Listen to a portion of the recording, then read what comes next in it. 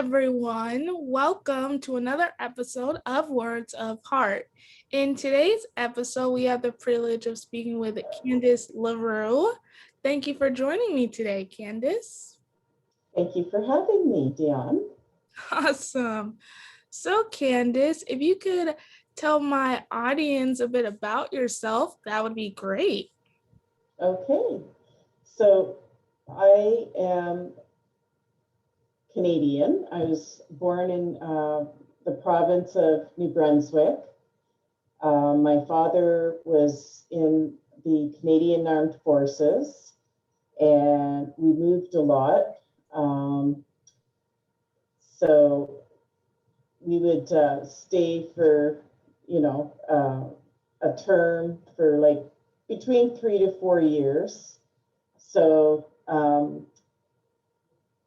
I learned to adjust really quickly growing up to always uprooting and moving. And so I think that's where I got my travel bug from. And we did live in Germany for about 2 years, and my parents separated. And my mom, my brother, and my sister and I, we all came back to Canada and started our new life. My father was an alcoholic, and there was a lot of abuse in the home. And there was a lot of trauma, for us siblings growing up. And so, I tried to do things to keep me busy. And I also had a spiritual side to my life. And I always felt like I had some sort of a connection to God. And so as I got into my teenage years, I started having more experiences and really searching for who I am, why am I here, what's the meaning of life. And I got married when I was 20 and tried to have children and found out I wasn't able to have children. And then my life just went south. I fell into very deep depression.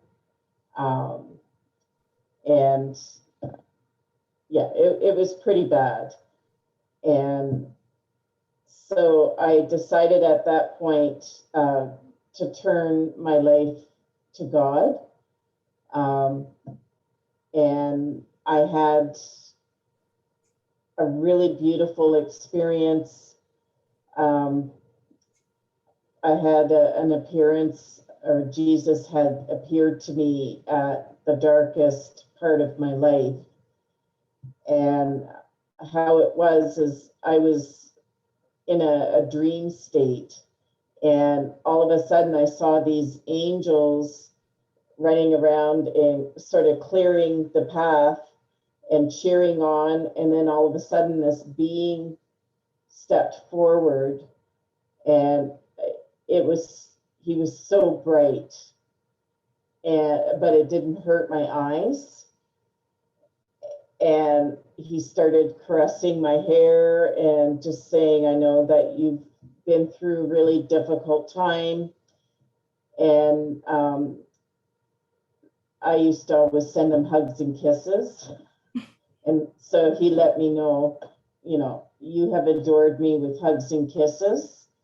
Now hug and kiss your husband. So all of a sudden I came out of whatever it was, the trance, and standing over me was my husband to give me a kiss goodbye before he went to work.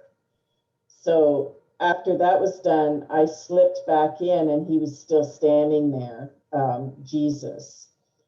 And he reached down and touched me, and my whole being illuminated. Like it was just like a power of energy that went through my body. And then he lifted his hand back, and then he touched me again, and my whole like it's like a awakening of my soul. And then I drifted off to sleep, and when I woke up, I'm like, wow, like it was just so profound and amazing. And then it was almost like he woke me up uh, to receive more messages, more experiences uh, throughout my life. So the marriage ended up, uh, I left. It just wasn't a good situation. And so, I carried on with my life. I was working, administrative work. And then about a year later, after I left my first husband, I met the man of my dreams. And it was amazing, an experience I've never experienced, having love like that from somebody before. It was really special. And about 2.5 years into the relationship, we were engaged to be married, and he dropped dead of a heart attack. Left behind two little boys. I decided, actually, they requested, but I decided to take them every second weekend because that was a part of their routine. And so I'd take them camping, and, we would do things together like a little family. So after that, I started having experiences of angels showing up and taking me on journeys across the universe. Or, I'd have like beings. It was really something that you would never see here on Earth. But like lots of feathers around me, and just a peaceful, beautiful love and light. And I started getting messages from spirit for other people. Over the years, it just got stronger and stronger. And so I started exploring that side of me, helping people with loss of, a child or a parent, and connecting to them over on the other side. And I always kind of, was nervous about contacting, people that have crossed over. Yeah.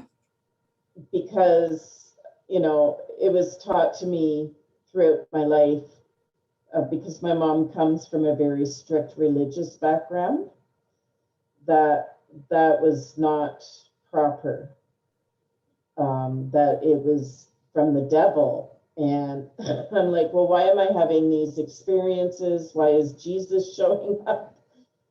And why are people being healed from connecting with their loved ones and giving messages that, like, God is a God of healing and love? And so I think that the veil is getting thinner, and I think God ordained or selected me to be the conduit to be able to offer messages from heaven to help people move on with their life and receive healing. And I think it also gives the soul that's crossed over peace, and knowing that they had the last word, so that person can move on. So now I've taken an in-depth course in doing coaching. It's spiritual and life coaching. And so I've sort of integrated the gifts that God has given me in with the coaching program. So I'm in the process of developing a website so that I can advertise my services, because my mission on earth is to help people go within themselves into their soul and figure out what is their divine purpose on this earth. Um, and then, it's all within us. I don't tell you what to do, but I lead you there, and you have the answers within you because God is within you. So I'm very excited about this new practice that I'm going to be starting up. And, anything that you do in faith and love will always flourish. So to me, flourishing is being able to touch people's hearts and help them figure out things.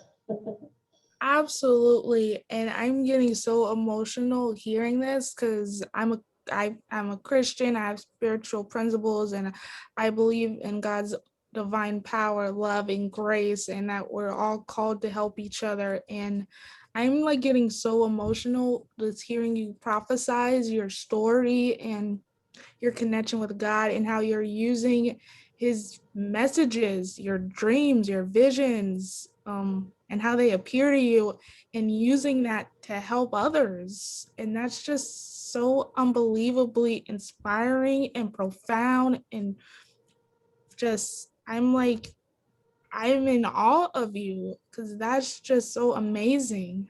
Well, thank you. We all have it.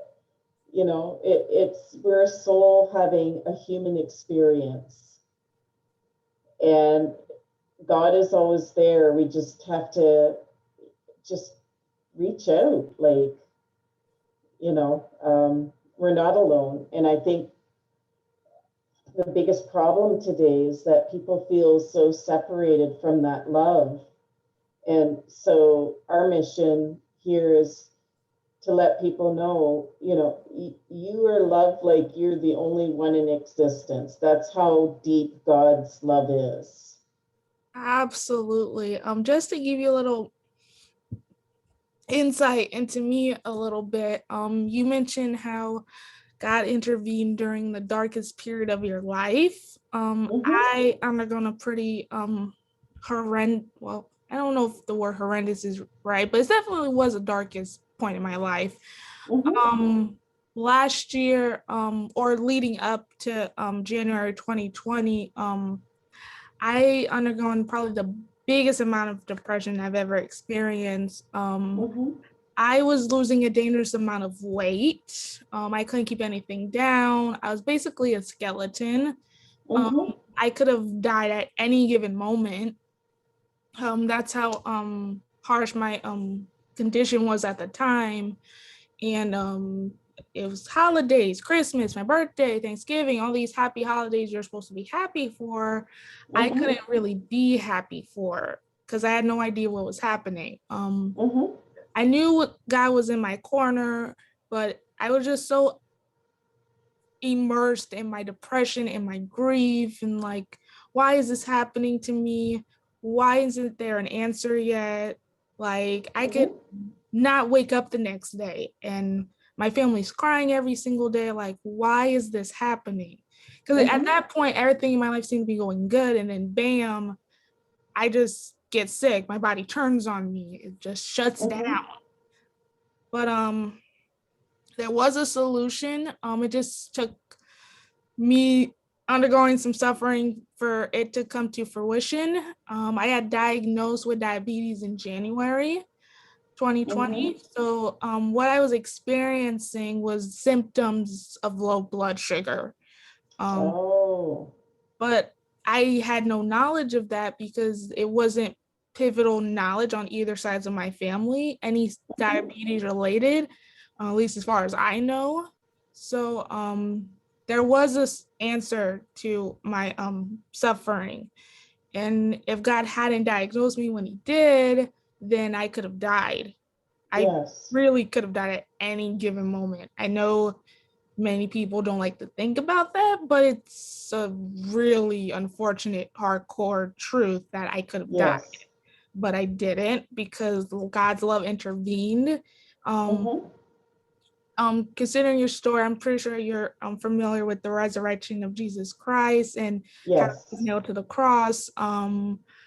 He was on the brink of, actually, he did die. So in a way, I sort of feel some sense of a symbiotic connection in regards to that story, a lot more deeper than when I was growing up, because I literally was on the brink of death and I could have died and my spirit was broken, but God's love resurrected me and saved me during the darkest period of my life. That's a real testament of God's love for me and how he wants me to continue living my life and living my purpose and using the power of my voice for good. And it just pretty much I mean, I know 2020 hasn't been easy for everyone, but being diagnosed with a health diagnosis doesn't make that particular year any easier. No, it's like everything comes all at once. But absolutely. What I found, sorry, go ahead. No, it's okay. That's the good thing about this conversation method. But instead of seeing what happened to me as a curse, because I know many people responded to, even though, hey, I'm still alive and I'm not dying, took this particular news not well, because I had many health issues growing up. So after undergoing that in my 20s, when it seemed like my health derailments or diagnoses of any kind were put on pause and they weren't going to hinder me anymore, all of a sudden I get this diagnosis of being diabetic. So, but I told my family and I told my friends that I don't see what happened to me as a curse or bad. You don't have to feel sorry for me, because I saw it as God's blessing and a blessing in disguise, and God's way of giving my life more purpose instead of me just dying, because I was on the brink of death. So from there, God's basically called on my heart to be a warrior for change, but I wasn't exactly sure how he wanted me to do that quite yet. And then in the summer of 2020, I asked God, use me however you want to use me. And then in August, I launched my podcast. So that was pretty much his answer for me helping others during this unfortunate season we're in, because they're isolated, they're alone, they don't have an outlet or therapeutic or a belief system, which is their prerogative. Everyone has their prerogative what they want to believe in. And perhaps that's why he called me to do this podcast, to help others be reminded of the fact that they are loved, they are never alone, and they're important. So that's amazing. And I was going to say, we grow the best when we're right in the dirt. Yes. And when you're in the dirt, then God comes along and waters you with the Spirit. And then you start growing. And so I would say through my suffering, it helped give me perspective of what pain is, but that there is a light at the end of the tunnel. And, when he reaches down and says, okay, I'm really here. I never left. Now let's take all this pain and work it into helping others. And I see that how much that has transformed your life. And now you're doing your divine purpose here on earth. And it's really needed. So that's amazing how you've turned it around. Thank you. Oh, I'm loving this conversation so much. So I have my icebreaker question. I don't know if I'll be able to stump you. It's a fun humorous kind of question that many people approach differently. So if you could have any superpower that's not flying or teleporting or levitating your body. Many people pick teleporting when I say they can't pick flying, but it's the Yeah, exact same thing. And I know people miss traveling. And obviously, you have a travel book you mentioned a couple minutes ago. So yes. I want you to pick flying, obviously. But people can be like, no, I can just levitate on over to Starbucks. That requires travel and movement. So no. Yes. So if you could have any superpower that's not flying or teleporting or levitating your body to Starbucks, what would it be? I would probably want to be able to heal people.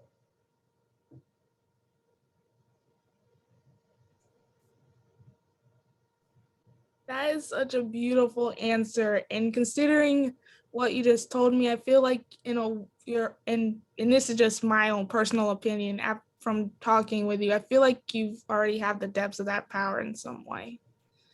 Simply by Yeah, your profound connection with the visions and dreams, and that is a remarkable power to pick, and I feel like you already possess it. So well, thank you. We all do. Like Jesus said, you can do these things plus more and even greater things. So it is possible. It's just learning to manifest the power, and keep, the ego in the back seat. right. Absolutely. Keep humble. Um, Absolutely. yeah, and he does. He has his ways of keeping me humble. So, yeah. Well, my power, I can't say it's as cool as yours, but I feel like it would be a cool power to have in the future if it does come into existence, would be Hmm. the power for this podcast to be heard across other galaxies that have yet to be discovered. But we That could would be take it amazing. a step further and go up and have it be heard across all different dimensions, heaven, earth, everywhere. Actually, I'm sure heaven's already tuning in right now. Oh, yeah. And you know what? It is, because what I'm learning, is that everything is frequency and energy. And so energy and frequency, like God energy and frequency, travels the universe because obviously God created it. So I think you've already got your superpower. Awesome. Well, Kandace, we can keep having this awesome conversation all day long, but Yes. we're at the end of this awesome conversation, unfortunately. Do you have any social plugins or when your website will launch? Any details you like to divulge to my listeners before we wrap up here? I will probably have my website up and running by Monday because I'm doing a book launch on Tuesday. So I didn't write the entire book, but what they do is they grab, different women's stories to create a book. And so I wrote about my life story and how I got to this point. So, I'm very excited about that. And yeah, so by Monday, it'll be up and running, and I can share that link with you. Awesome. Well, Candace, thank you for this amazing conversation. I'm trying not to get too emotional because I don't want to fall out in tears because once I start crying, I can't stop. But That's thank okay. you so much for this conversation. It was amazing and a true blessing to my heart, and I'm sure the hearts of all of my listeners. Well, thank you. And you're going to do amazing things. I can feel it. Thank you. To all my listeners, stay healthy, stay safe, and until next time. Bye. Bye.